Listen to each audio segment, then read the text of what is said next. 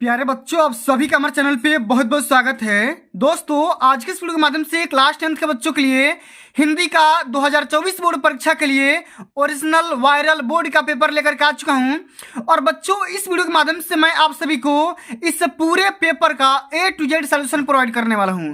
बस आप पेपर का कोड याद रख सकते हैं, 8 से 1 MB कोड दिया गया है। और बच्चों, इस वीडियो के माध्यम से मैं आप सभी को 5 ऐसे मेजर पॉइंट के बारे में बात करने वाला हूं जो कि अब की बार 2024 बोर्ड परीक्षा का टॉपर बनाने में मदद करने वाला है। वो 5 पॉइंट इस प्रकार है, आप यहाँ पे देख सकते हैं। ये कक्षा 10 के बच्चों का हिंदी का 2024 का वायरल पेपर होने वाला है। और बच्चों, इसी हम 5 पॉइंट के बारे में आज बात करने वाले हैं। ठीक है, ध्यान से देखिएगा, एक भी पॉइंट को मिस मत करिएगा। शुरू से लेकर के एंड तक वीडियो को बस खाली वॉच करते रहिएगा। ठीक है, सबसे जो पहला हमारा पॉइंट है बच्चा, समझ सकते हैं कि पूरा पेपर हल सहित बताऊंगा। आप यहाँ पे देख सकते हैं, ये पेपर का यहाँ पे देख सकते हैं, ये पूरा आपका पेपर है। और इस पूरे पेपर के यहाँ पे मैं कॉपी में लिख करके लाया हूँ। ठीक है, तो पूरा पेपर मैं सॉल्यूशन के साथ बताऊंगा। ठीक है, तो इस पूरे वीडियो को मिस मत करना है, शुरू से लेकर के एंड तक जरूर देखना है। ठीक है, तो सबसे हमारा पहला पॉइंट यही है बच्चा कि हम पूरा पेपर को हम आप सभी को हल के साथ बताएंगे। ठीक है, और जब आपको हल के साथ बता दिया जाएगा तो आपको कॉपी बोर्ड के पेपर में कैसे रिप्रेजेंट करना है वो आपको आइडिया लग जाएगा। ठीक है, तो दूसरा हमारा यही सेक्शन है कि कॉपी लिखने का तरीका भी आपको बता दूंगा। ठीक है, और बच्चों, आप सभी को इस वीडियो के माध्यम से यह भी बताने वाला हूं कि बोर्ड परीक्षा 2024 में टॉपर की कॉपी कैसे रिप्रेजेंट करनी है वो भी मैं आप सभी को इस वीडियो के माध्यम से बताऊंगा। और वो हमारा तीसरा नंबर पॉइंट होने वाला है, तीसरा नंबर नोट होने वाला है। और बच्चों, सबसे बड़ी बात ये होती है कि बच्चे पेपर में तो पेपर देने जाते हैं, लेकिन बोर्ड कॉपी कैसे भरना है, OMR आंसर शीट कैसे भरना है वो उनको पता नहीं होता है। तो वही मैं आप सभी को इस वीडियो के माध्यम से अंत में बताऊंगा ताकि आप बोर्ड का टॉपर बन सकते हैं। इसलिए आप सभी से हम्बल रिक्वेस्ट है, इस पूरे वीडियो को शुरू से लेकर के अंत तक जरूर देख लेना, वीडियो को मिस मत करना। ठीक है, लाइक कर देना, शेयर कर देना, अगर चैनल पर नए हो सब्सक्राइब कर देना। ठीक है, आइए एक एक पॉइंट के बारे में हम जानकारी प्राप्त करेंगे। सबसे पहले समझ सकता है बच्चा कि यहाँ पे अपना यहाँ पे रोल नंबर लिखना है। एडमिट कार्ड से मैच करवा करके आप यहाँ पे रोल नंबर लिख सकते हैं ताकि आपकी पेपर भूलेगा भी तो आपको मिल जाएगा तुरंत। ठीक है, अपने यहाँ पे नाम लिख देना। ठीक है, अपने नाम से पहचान में आ जाएगा। ठीक है, ये क्लास 10th के बच्चों का हिंदी का 2024 का ओरिजिनल वायरल बोर्ड का पेपर है। और पेपर का कोड देख सकते हो, यहाँ पे मुद्रित पृष्ठों की संख्या 8 है। 8 पेज में अब की बार 2024 का पेपर आने वाला है। समय मिलेगा 3 घंटा 15 मिनट। ठीक है, 15 मिनट परीक्षार्थियों को प्रश्न पत्र पढ़ने के लिए निर्धारित होता है, जैसा कि आप सभी को पता होगा। ठीक है, ये जो पेपर होगा 2 खंड में डिवाइड किया जाएगा, खंड अ और खंड ब में। खंड अ जो होगा दोस्तों, बहुविकल्पी प्रश्न होंगे, 20 MCQ रहेंगे जिनको OMR आंसर शीट फिल करना होगा। और OMR को फिलअप करने के लिए बॉल पॉइंट पेन का आपको यूज करना पड़ेगा। ठीक है, वो ब्लू या ब्लैक कोई भी हो सकता है। ठीक है, और हर एक क्वेश्चन 1 नंबर का रहने वाला है। OMR आंसर शीट भरते समय आप सभी को इरेजर का, व्हाइटनर का या किसी भी प्रकार का काटा पीटी नहीं करना है, एकदम सुंदर अक्षरों में भरना है। ठीक है, और प्रत्येक प्रश्न के सम्मुख उसके आंसर दिए गए हैं, कौन सा क्वेश्चन कितने नंबर का है। ठीक है बच्चों, आइए सबसे पहले हम यहाँ पे खंड अ को हल करेंगे। ठीक है, उसके बाद मैं आप सभी को बताऊंगा कि खंड ब को कैसे हल करना है, कॉपी कैसे रिप्रेजेंट करनी है, और बोर्ड परीक्षा 2024 की कॉपी लिखते समय कौन कौन सी गलतियां नहीं करना है। सब कुछ मैं आप सभी को इसी वीडियोस के माध्यम से बताने वाला हूं, समझाने वाला हूं। इसलिए आप सभी से हाथ जोड़ करके विनती है, वीडियो को स्किप मत करना, क्योंकि बहुत ज्यादा मेहनत लगता है ऐसा वीडियो आप सभी को देने में, प्रोवाइड करने में। आइए, सबसे जो पहला यहाँ पे क्वेश्चन पूछा गया बच्चा कि बाबू गुलाब राय किस युग के लेखक हैं। ये क्वेश्चन 1 नंबर का है। अगर आप इसका राइट आंसर देते हैं तो 1 नंबर यहां से मिल जाएगा। तो भारतेंदु युग, द्विवेदी युग, शुक्ल युग या शुक्लांतर युग। तो बाबू गुलाब राय बच्चा यहाँ पे द्विवेदी युग के लेखक हो जाएंगे। ऑप्शन नंबर यहाँ पर सेकंड बिल्कुल यहाँ पे राइट आंसर होगा। ठीक है, चलिए अगला क्वेश्चन, चिंतामणि किस विधा की रचना है। तो ये है दोस्तों निबंध है। ठीक है, मैं सटासट आप सभी को बता दे रहा हूं। ठीक है, तुरंत बता दे रहा हूं। ठीक है, गबन किसकी रचना है। तो यह है मुंशी प्रेमचंद की। मैं इसलिए इस पे कम टाइम दे रहा हूं ताकि मैं, आज का हमारा टारगेट है कि कॉपी कैसे लिखना है और सेक्शन बी को आप कैसे हल करोगे, वो मैं आज का टारगेट के माध्यम से पूरा करने वाला हूं। ठीक है, लेकिन MCQ यहाँ पे है तो वही बताऊंगा। ठीक है, आइए अगला क्वेश्चन कि शुक्ल युग की समयावधि कब से कब तक मानी जाती है, ये आपको बताना है। तो सन 1919 से लेकर के 38 तक मानी जाती है। सेकंड ऑप्शन यहाँ पे राइट आंसर होगा। नीड़ का निर्माण फिर से किस विधा की रचना है। तो यह है दोस्तों आत्मकथा है। सेकंड ऑप्शन हमारा सत्य होगा। प्रिय प्रवास किस युग की रचना है, ये आपको बताना है। तो यहाँ पे इसका राइट आंसर हो जाएगा बच्चा द्विवेदी युग, भारतेंद्र युग, या प्रगतिवादी युग, या छायावादी युग। तो ये है द्विवेदी युग, ऑप्शन नंबर हमारा पहला यहाँ पे राइट आंसर हो जाएगा। ठीक है, मधुशाला किसकी रचना है दोस्तों, यह है रामधारी सिंह दिनकर, हरिऔध, हरिवंश राय बच्चन, या सुमित्रा नंदन पंत। ठीक है, तो मधुशाला हो जाएगा यहाँ पे हरिवंश राय बच्चन का, यहाँ पे हमारा तीसरा ऑप्शन यहाँ पे बिल्कुल करेक्ट आंसर हो जाएगा। ठीक है, चलिए अगला क्वेश्चन कि भारत भारती किसकी रचना है, यह है दोस्तों आप सभी के यहाँ पे मैथिली शरण गुप्त का यहाँ पे राइट आंसर होगा। सेकंड ऑप्शन यहाँ पे बिल्कुल करेक्ट आंसर हो जाएगा।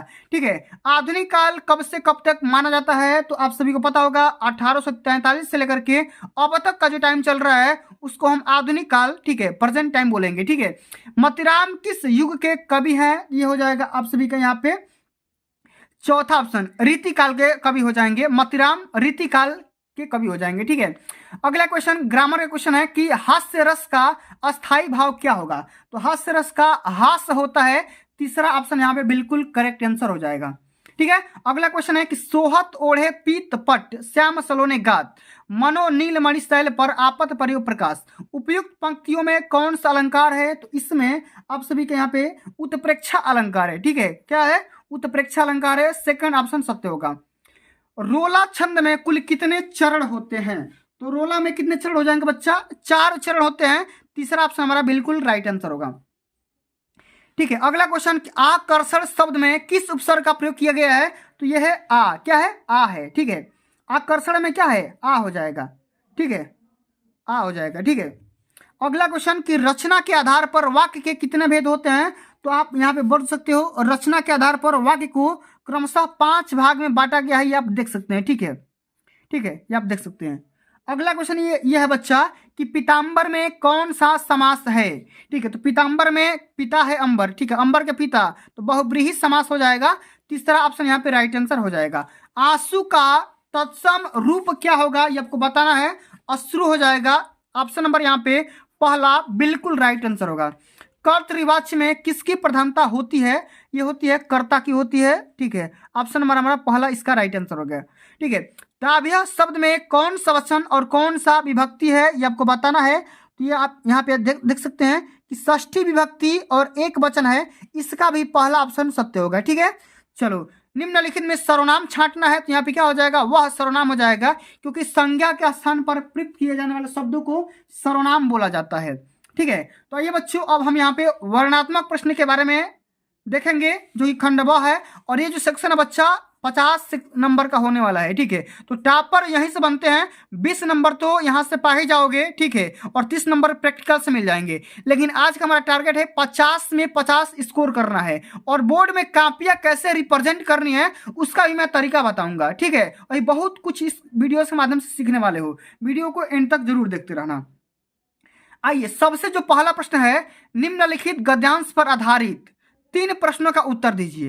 यहाँ पे देखो एक छोटा सा गद्यांश दिया गया है, आप ही के सिलेबस का है, और इसी में से 3 यहाँ पे क्वेश्चन पूछा गया है, 3 प्रश्न है। ठीक है, पहला प्रश्न है गद्यांश का संदर्भ लिखना है, रेखांकित अंश का व्याख्या करना है, और यहाँ पे क्वेश्चन का जवाब देना है। अगर आपको ये पैसेज नहीं आ रहा है तो आप सेकंड पैसेज को भी हल कर सकते हो अथवा लगा करके। ठीक है, तो सेम टू सेम वही वाला प्रोसेस है, इसमें भी 3 क्वेश्चन है। तो ये क्वेश्चन जो होगा दोस्तों 6 नंबर का रहने वाला है, और प्रत्येक क्वेश्चन 2 नंबर का रहने वाला है। ठीक है, तो आइए कैसे हल करेंगे, कैसे कापियां में लिखेंगे, उसको हम थोड़ा सा देख लेते हैं, समझ लेते हैं। ठीक है, आइए सबसे पहले बच्चों यहाँ पे देखिए, सबसे पहले पैसेज को पढ़ते हैं और पढ़ करके समझते हैं कि यह कोई बात नहीं है कि एक स्वभाव और रुचि के लोगों में ही मित्रता हो सकती है।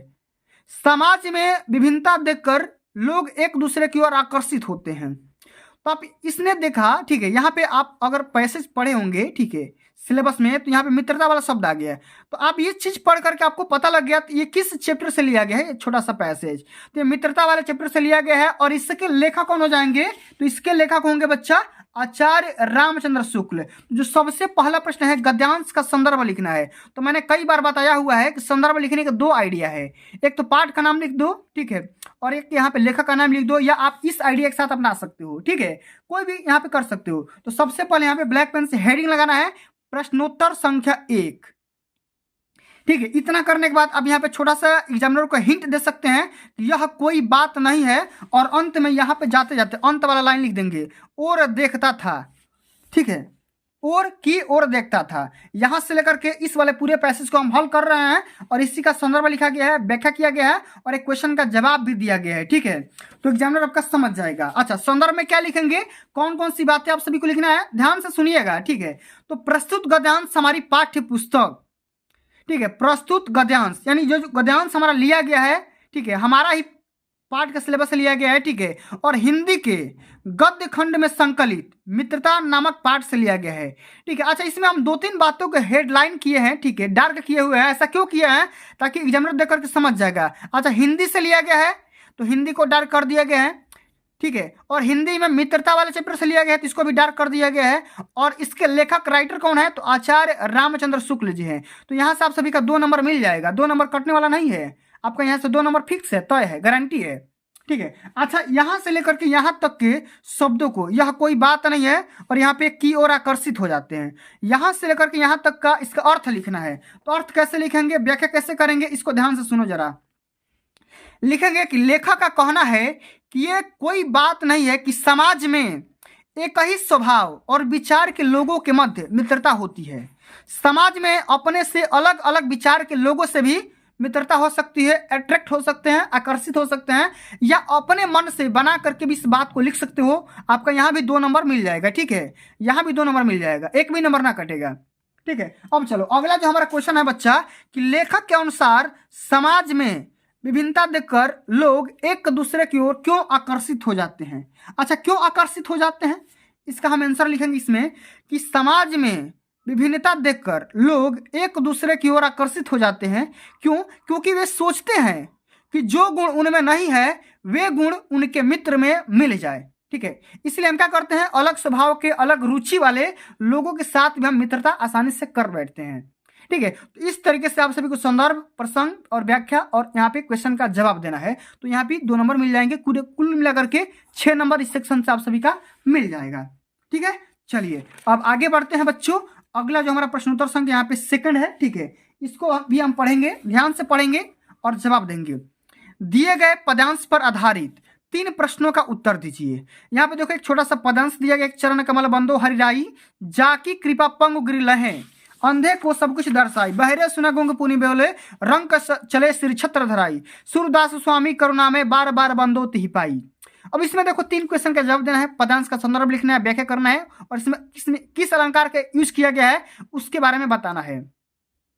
अगर ये क्वेश्चन नहीं आ रहा तो अथवा करके ये भी कर सकते हो कि सुनि सुंदर बैन सुधारण साने सयानी है जानकी जानी भली, इसको भी आप कर सकते हो। इसका भी सेम टू सेम वही प्रोसेस है। तो मैं आपको बता दे रहा हूं इस वाले पैसेज का कि चरण कमल बंदो हरिराई जी का जाकी कृपा पंग गुरुले हैं, अंधे को सब कुछ दर्शाई।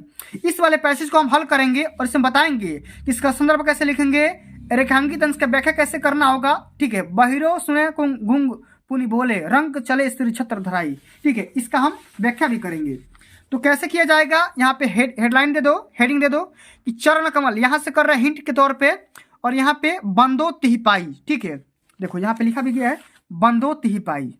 अच्छा, इसमें संदर्भ लिखेंगे। पहला हमारा क्वेश्चन यही है, यह पद्यांश श्री सूरदास द्वारा रचित सूरसागर नामक ग्रंथ से हमारी पाठ्य पुस्तक हिंदी के काव्य खंड में संकलित पद नामक शीर्षक से लिया गया है। कहाँ से, पद नामक। अच्छा, ये पाठ का नाम हो जाएगा पद, कवि का नाम हो जाएगा सूरदास, ठीक है, और किताब का नाम हो जाएगा हिंदी। तो संदर्भ में 2 ही बातें लिखा जाता है, कवि का नाम और पाठ का नाम, शीर्षक का नाम। 2 बातें लिख दोगे आपके यहाँ पे 2 नंबर मिल जाएगा। ठीक है, 2 नंबर मिल जाएगा। अच्छा, व्याख्या कैसे करेंगे, तो बहिरो सुनाए गुंग पुनि बोले, रंग चले सिर छत्र धराई। तो इसमें लिखेंगे कि कवि सूरदास जी कहते हैं कि श्री कृष्ण के चरणों के प्रभाव से बहरा व्यक्ति सुनने लगता है। देखो, बहिरो सुने माने बहरा व्यक्ति सुनने लगता है, गुंग पुनि बोले, गुंगा व्यक्ति फिर से बोलना स्टार्ट कर देता है, रंग चले सिर छत्र धराई लिखेंगे इसी में, और दरिद्र भी अपने सिर पर राज छत्र धारण कर लेता है। इतना आप सभी को यहाँ पे व्याख्या लिखना होगा। अच्छा, अंत में पूछा गया है कि इसमें से कौन सा अलंकार का इस्तेमाल किया गया है। इसमें हो जाएगा बच्चा रूपक अलंकार। ठीक है, यहाँ पे 2 नंबर मिल जाएंगे और यहाँ भी 2 नंबर मिलेंगे रूपक अलंकार के लिए। अच्छा, रूपक अलंकार क्यों आया हुआ है, इसमें देखो, ठीक है, देखो सबसे पहले देखो ध्यान से, चरण कमल बंदो हरिराई। अच्छा, कमल को यहाँ पे भगवान के चरण से कंपेयर किया गया है, तुलना किया गया है। तो जब दो वस्तुओं का आपस में तुलना किया जाएगा ना, तो वहां पे रूपक अलंकार का इस्तेमाल होगा, ठीक है, वहां पे रूपक अलंकार होगा। इस बात को ध्यान में रखना है, ठीक है।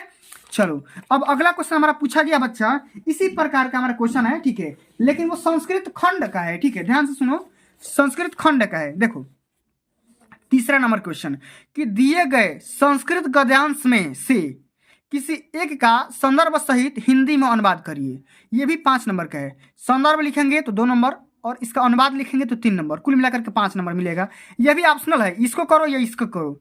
ऐसा नगरी भारतीय संस्कृते संस्कृत भाष्याश्च केंद्र असलम अस्ति इत एव संस्कृत वर्णमस्य संस्कृतस्य आलोकः सर्वत्र प्रसृतः मुगल युवराज दारासिकोः अत्र आगत्य भारतीयः दर्शन शास्त्राणाम् अध्ययनम् अकरोत् सत्य संज्ञानेन तथा प्रभावितः अभवत् यत् तेन उपनिषदां अनुवादः पारसी भाषायां कारितः।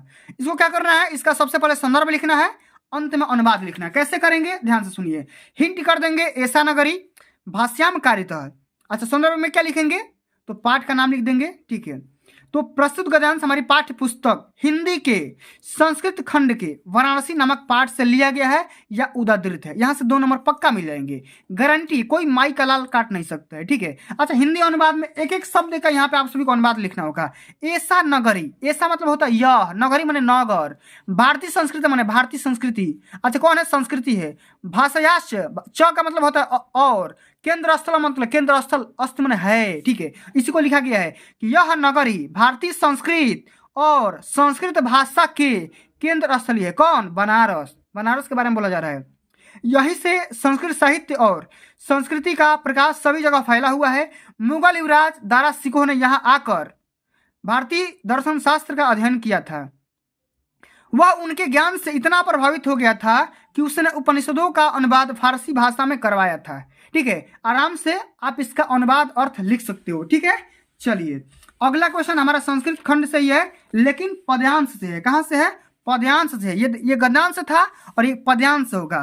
कैसे, ध्यान से सुनिए। चौथा नंबर क्वेश्चन, कि दिए गए संस्कृत पद्यांश में से किसी एक का संदर्भ सहित हिंदी में अनुवाद करिए। यह भी क्वेश्चन 5 नंबर का है। 2 नंबर संदर्भ के लिए, 3 नंबर अनुवाद के लिए। मानव हितवा प्रियो भवत क्रोधम, ठीक है, हितवा न सोचत, कामम हितवार्थवान भवति लोभम हितवा सुखी भवेत। इसको करिए। या सर्वे भवन्तु सुखिनः सर्वे सन्तु निरामयाः सर्वे भद्राणि पश्यन्तु मा कश्चित् दुःख भाग् भवेत्। तो दोनों में से किसी एक को करना है। 5 नंबर यहाँ से मिलने वाले हैं। तो कैसे हल करेंगे, तो यहाँ से सुनिए। सर्वे भवन्तु सुखिनः वाला करेंगे, ठीक है, दुख भाग भवेत वाला करेंगे। यहाँ से लेकर के यहाँ तक हिंट दे देना है और इसमें संदर्भ लिखेंगे कि प्रस्तुत पद्यांश हमारी पाठ्य पुस्तक हिंदी के संस्कृत खंड के भारतीय संस्कृति पाठ से लिया गया है। 2 नंबर यहाँ से काम हो गया। अच्छा, इसका अनुवाद में क्या लिखेंगे, सब सुखी हो। सर्वे भवन्तु सुखिना का मतलब होता है, सर्वे का मतलब होता है सभी, भवन्तु मतलब हो, और सुखिना माने सुखी, और सर्वे मतलब सभी, संतु माने रोग रहित, माने दुख कष्ट ना हो, ठीक है, और निरामय, ठीक है, सभी का कल्याण हो, कोई भी दुख का भागी न बने। इस प्रकार से आप सभी को अनुवाद लिखना है, ठीक है।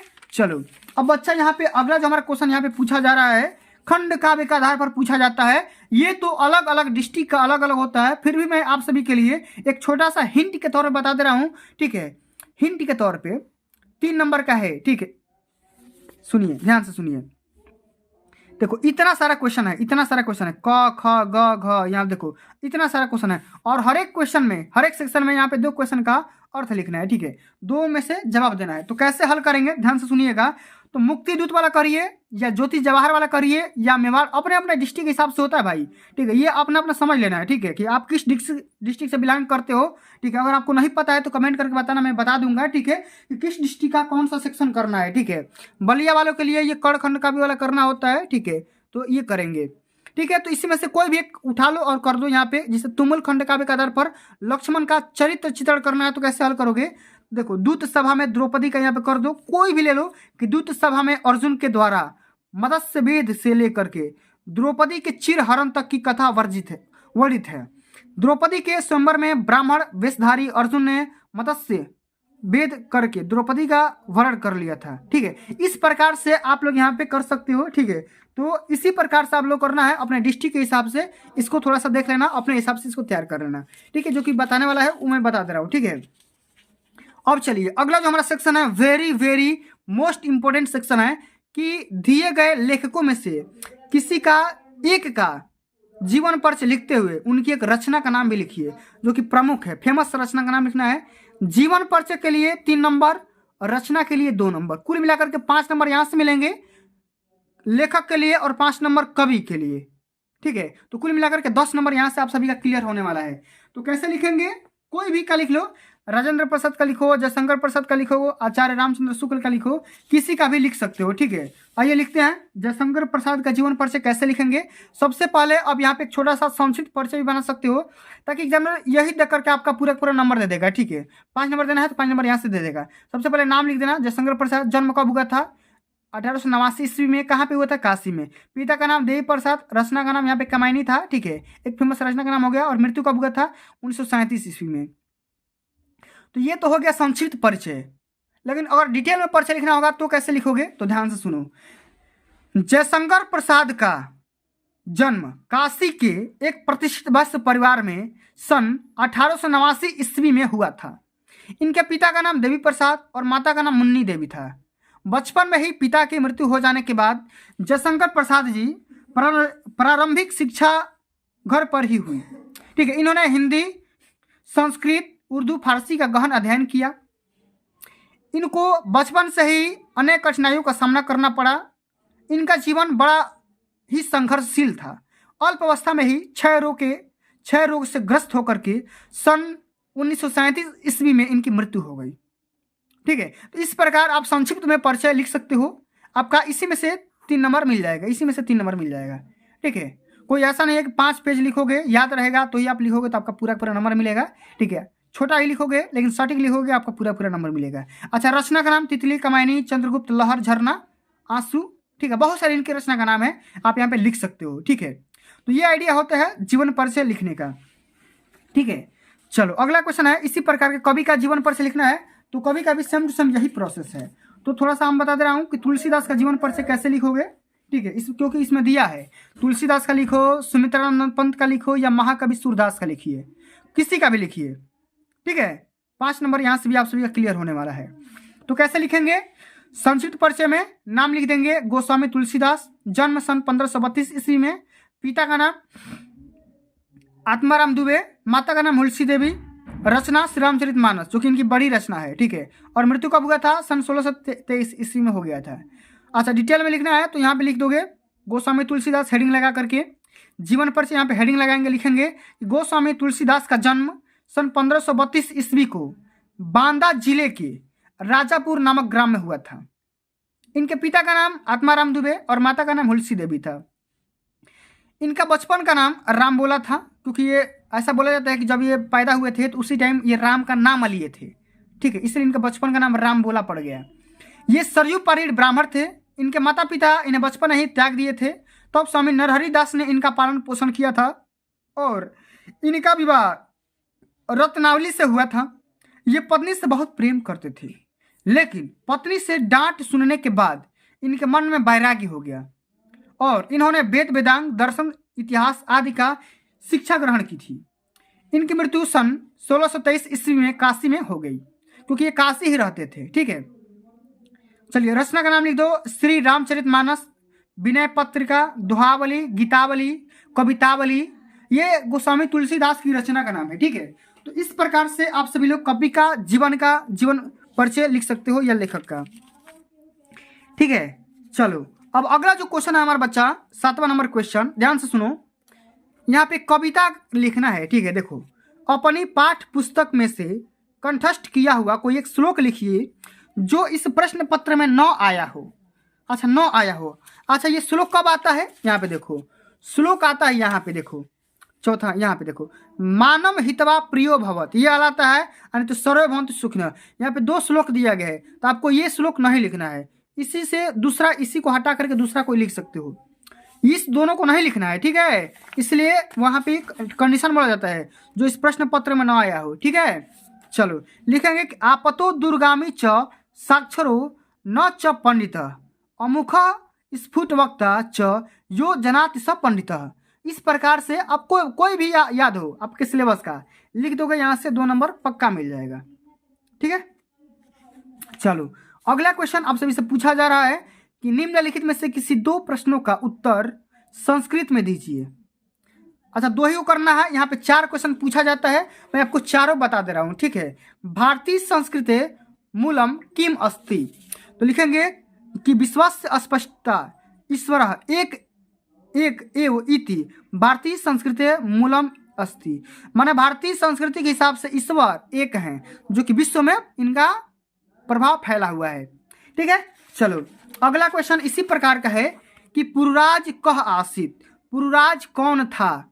ठीक है, तो यहाँ पे लिखेंगे कि पुरुराज एक भारत वीरह आसित। ठीक है, इस प्रकार से लिख देंगे, थोड़ा सा इधर मिसमैच हो गया है, ठीक, कोई दिक्कत की बात नहीं है। अगला क्वेश्चन कि चंद्रशेखर कह आसित, चंद्रशेखर कौन था, तो चंद्रशेखर प्रसिद्ध क्रांतिकारी देशभक्त च आसित। ठीक है, चंद्रशेखर देशभक्ति थे और यहाँ पे क्रांतिकारी भी थे। ठीक है, अगला क्वेश्चन यहाँ पे एक बीरह किन पूज्य थे, तो बीरह वीरेण पूज्य थे। ठीक है, इस प्रकार से आप सभी को यहाँ पे आंसर देना है, तो 4 को नहीं देना है, आप सभी लोगों को 2 ही को ही देना है। ठीक है, चारों को मत देना। अब चलो अगला क्वेश्चन हमारा वेरी मोस्ट इंपॉर्टेंट क्वेश्चन है निबंध का। निबंध लेखन बोर्ड के पेपर में हर साल 9 नंबर में पूछा जाता था, लेकिन अब की बार 7 नंबर का पूछा गया है। ये सिलेबस के हिसाब से अप डाउन होता रहता है, इसमें घबराने वाली कोई बात नहीं है। ठीक है, यहाँ पे देखो किसी एक विषय पर निबंध लिखना है, 4 आप सभी से यहाँ पे ऑप्शन में दिया गया है, चारों में से आपको जो मन करे एक पे आपको निबंध लिखना पड़ेगा। ठीक है, तो कैसे लिखेंगे निबंध, ध्यान से सुनिए। सबसे पहले यहाँ पे हेडिंग लगाएंगे प्रश्नोत्तर संख्या 9, इसमें हम लिखेंगे पर्यावरण संरक्षण के उपाय, यानी कि पर्यावरण प्रदूषण पे निबंध लिखेंगे। ठीक है, कि ये किस प्रकार से हमारा वातावरण प्रदूषित हो रहा है इसके बारे में हम निबंध लिखेंगे। तो कैसे लिखेंगे, सबसे पहले प्रस्तावना लिखा जाता है। आज का मानव, इसमें लिखेंगे इंट्रो लिखेंगे कि आज का मानव औद्योगिकीकरण की जंजाल में फंसकर स्वयं भी मशीन का एक ऐसा निर्जीव पुर्जा बनकर रह गया है कि वह अपने पर्यावरण की शुद्धता की ध्यान नहीं रख रहा है। ठीक है, तो थोड़ा सा ही इंट्रोडक्शन में देंगे। ठीक है, कि भाई हमारा क्यों ये पर्यावरण बिगड़ रहा है, इसके उपाय क्या क्या लिखेंगे, इसके कौन कौन से उपाय हो सकते हैं। सबसे पहले पेड़ की कटाई पर रोक लगाएंगे, प्रदूषण पर रोक लगाएंगे। ठीक है, प्राकृतिक संसाधनों की अनावश्यक दोहन पर रोक लगाएंगे। ठीक है, अब तमाम प्रकार की हेडिंग बनाकर इसमें लिखना पड़ेगा। ठीक है, कई बार हमने बता रखा है कि पर्यावरण प्रदूषण पर किस प्रकार से निबंध लिखा जाता है, आप क्लास 10 हिंदी का प्लेलिस्ट ओपन करोगे तो आपको मिल जाएगा। ठीक है, इसी प्रकार जनसंख्या पर रोक लगाएंगे। ठीक है, पर्यावरण शिक्षा को बढ़ावा देना। ठीक है, इस प्रकार हम यहाँ पे हेडिंग बनाकर लिखेंगे और अंत में उपसंहार वाले टॉपिक को लिख देंगे, कंक्लूजन वाले टॉपिक को लिख देंगे। ठीक है, ये टॉपिक को लिखना मत भूलिएगा, तभी आप बोर्ड के पेपर में अच्छे से अच्छे नंबर यहाँ से पा जाएंगे। ठीक है, चलो अब अगला जो हमारा क्वेश्चन यहाँ पे अब की बार से पूछा जा रहा है, एक पत्र लिखने को पेपर में आ रहा है। ठीक है, अपनी विशेष रुचियों का उल्लेख करते हुए अपने मित्र को एक पत्र लिखिए, 4 नंबर का है। ठीक है, या अगर आपको ये पता नहीं है तो इसके बारे में लिखना है कि उत्तर मध्य रेलवे को एक शिकायती पत्र लिखिए जिसमें टिकट निरीक्षक के द्वारा किए गए अभद्र व्यवहार का उल्लेख हो। तो दोनों में से किसी एक को लिखना है। ठीक है, तो हम मित्र को लिखेंगे क्योंकि भैया मित्र से हमको बहुत ही प्रेम है। ठीक है, इसमें लिखेंगे मित्र को पत्र, विषय हमारा क्या है, मित्र को पत्र लिखेंगे। इसमें लिखेंगे सेवा में, अच्छा सेवा में लिखने के बाद प्रिय मित्र लिखेंगे। अच्छा मित्र का यहाँ पे नाम लिख देना XYZ, जो भी आपके मित्र का नाम होगा यहाँ पे मित्र का नाम भर देना। ठीक है, अच्छा विषय में यहाँ पे लिख सकते हो कि शादी में बुलाने के लिए। ठीक है, यहाँ पे कोई विषय होगा ना भाई, क्यों बुला रहे हो, तो कोई भी टॉपिक होना चाहिए, किस टॉपिक पे आप पत्र लिख रहे हो। ठीक है, इसमें विषय में लिख देना यहाँ पे शादी में बुलाने हेतु, किसकी शादी है, भाई की शादी, बहन की शादी या तुम्हारी शादी, किसी की भी शादी है, शादी में यहाँ पे एक टॉपिक बना करके यहाँ पे लिख देना। इसमें लिखेंगे प्रिय मित्र मैं अविनाश कुमार, या अपना नाम लिख देना। यहाँ पे अपना नाम नहीं लिखना चाहते हो तो मत लिखना, क्योंकि एमनर को बस खाली फंड से मतलब है, आइडिया से मतलब है कि आपको पत्र लिखने आ रहा है कि नहीं, आपको आइडिया से मतलब है। तो प्रिय मित्र मैं अविनाश कुमार आपको यह बताते हुए मुझे अत्यंत खुशी हो रही है कि मेरी छोटी बहन, अच्छा छोटी बहन के यहाँ पे नाम भी लिख सकते हो, कि शादी तय हो चुकी है और शादी की तारीख 22 मार्च 2024 की है। शादी का डेट भी लिख सकते हो, ठीक है, दिन भी लिख सकते हो। अतः आपसे नम्र निवेदन है कि आप बहन की शादी में अवश्य पधारें, ठीक है। और यहाँ पे सह धन्यवाद के साथ में लिखेंगे अविनाश कुमार। यहाँ पे डेट भी डाल सकते हो, ठीक है, कोई दिक्कत की बात नहीं होगा। अगर आप इतने आइडिया के साथ लिखोगे तो आपका 4 के 4 नंबर मिलेगा, पूरा का पूरा नंबर मिल जाएगा, एक भी नंबर ना कटेगा। तो प्यारे बच्चों, इस तरीके के साथ आप सभी लोग को पूरा पूरा पेपर मैंने सॉल्व करवा दिया। अब दोस्तों आइए, वो मैं 5 जो पॉइंट था, 5 जो टॉपिक था, वादा किया था कि 5 वादे पूरा करूंगा, 5 पॉइंट बताऊंगा कि पूरा पेपर तो हल मैंने बता दिया, पूरा पेपर मैंने हल बता दिया। कैसे लिखना है मैं साथ साथ बताते चला गया कि पेपर में कॉपी कैसे लिखना है, कॉपी लिखने का सही तरीका क्या होता है, टॉपर कॉपी कैसे लिखी जाती है, सब कुछ मैंने बता दिया। अब चलिए मैं आप लोगों को थोड़ा ये बता रहा हूँ कि बोर्ड कॉपियाँ कैसे भरी जाती है, OMR कैसे भरा जाता है, ये थोड़ा मैं 2 चीज़ आपको बता दे रहा हूँ। अच्छा, बोर्ड कॉपियाँ भरने के लिए आपके पास बिल्कुल ऐसा ही कॉपी मिलेगा, बोर्ड कॉपी। यहाँ पे देखो परीक्षार्थी का अनुक्रमांक यहाँ पे लिखा गया है, अंक में यहाँ पे लिख दो, ठीक है। फिर यहाँ पे शब्द में लिखा गया है तो शब्द में, अच्छा, एडमिट कार्ड से मैच करवा करके लिखना है, ठीक है। इसी प्रकार से अपने एडमिट कार्ड, ये नहीं लिखना, ठीक है, एडमिट कार्ड से मैच करवा करके इसमें लिखना। शब्द में लिखने के लिए 3 3 1 0 5 5 0 इस प्रकार से लिखना, ऐसा नहीं कि 33 लाख 10,000 इस प्रकार से मत लिखना, क्योंकि स्पेस कम रहता है। अच्छा, विषय का नाम इसमें हिंदी लिख देना, प्रश्न पत्र में केवल लिखना, पेपर पे यहाँ पे कोड लिखा गया है, ठीक है, कोड। अच्छा, यहाँ पे देखो कोड इसका है, देखो यहाँ पे देखो पेपर कोड है 801 MV, ठीक है, 801 इसमें लिख देना, 801 MV, ठीक है, जो भी इसका कोड है यहाँ पे कोड लिख देना। पेपर किस दिन को है उसका यहाँ पे दिन लिख देना, सोमवार मंगलवार बुधवार जिस दिन को है, ठीक है। परीक्षा का तिथि लिखना, तो आप सभी का यहाँ पे 22 फरवरी का पेपर है तो यहाँ पे 22 लिख देना, ठीक है, 2024 को है। प्रथम पाली में है तो पाली लिख देना। सेंटर का नाम लिखना, सेंटर आपका कहाँ गया है, ठीक है, सेंटर कहाँ गया है तो रेवती इंटर कॉलेज रेवती बलिया, मैं अपने सेंटर का नाम लिखा हूँ, अपने कॉलेज का नाम लिखा हूँ, ठीक है। इतना सारा चीज़ आप सभी लोग को कॉपी भरते समय ये चीज़ करना होगा, ठीक है। इतना चीज़ भरेंगे तो आपका एक भी नंबर ना कटेगा, और यही सटीक तरीका होता है कॉपी भरने का, बोर्ड कॉपी, ठीक है। ओवर राइडिंग नहीं करना है, ठीक है, या गलत शब्द नहीं भरना है, ठीक है। चलिए अब OMR कैसे भरना है इसको भी थोड़ा समझ लेते हैं।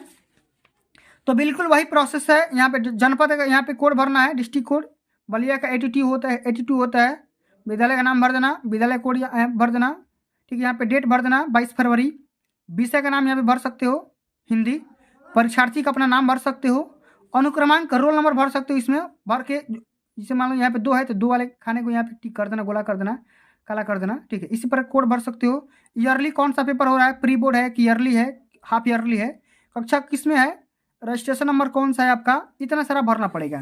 और यहाँ पे कौन सा ऑप्शन सही है, ऑप्शन यहाँ पे लिख देना, और अंत में यहाँ पे अपना सिग्नेचर भरना, ठीक है। और यहाँ पे कक्ष निरीक्षक का सिग्नेचर रहेगा। तो ये भी आइडिया होता है OMR आंसर शीट भरने का और बोर्ड का भी भरने का। तो बच्चों इस तरीके के साथ आप सभी लोग को पूरा पेपर समाप्त होता है, ठीक है। तो आज के लिए बस इतना ही। अगर ये वीडियो आप सभी लोग को अच्छी लगी होगी, हेल्पफुल लगी होगी, तो वीडियो को लाइक कर देना, ठीक है, शेयर कर देना। अगर आप मेरे चैनल पर नए हैं अभी तक तो चैनल को भी सब्सक्राइब कर देना। जल्द ही मिलते हैं अगली वीडियो में, तब तक के लिए जय हिंद, जय भारत, वंदे मातरम।